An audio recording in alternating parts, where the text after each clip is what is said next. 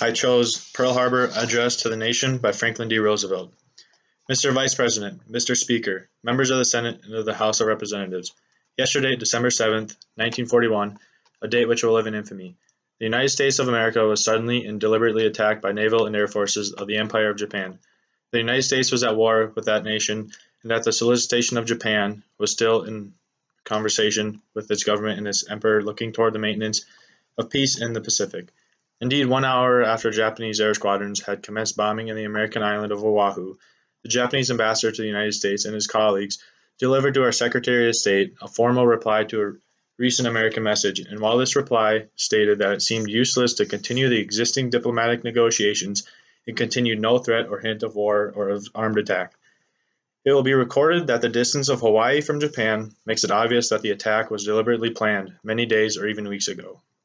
During the intervening time, the Japanese government has deliberately sought to deceive the United States by false statements and expressions of hope for continued peace.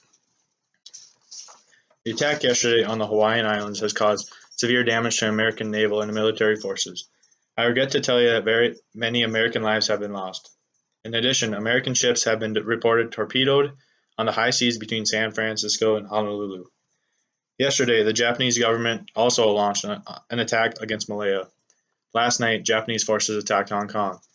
Last night, Japanese forces attacked Guam. Last night, Japanese forces attacked the Philippine Islands. Last night, the Japanese attacked Wake Island. And this morning, the Japanese attacked Midway Island. Japan has therefore undertaken a surprise offensive extending throughout the Pacific area. The facts of yesterday and today speak for themselves. The people of the United States have already formed their opinions and well understand the implications to the very life and safety of our nation.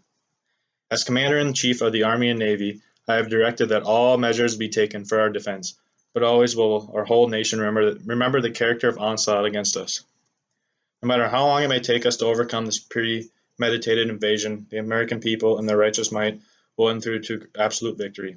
I believe that I interpret the will of the Congress and of the people when I assert that we will not only defend ourselves to the uttermost, but will make it very certain that this form of treachery shall never again endanger us.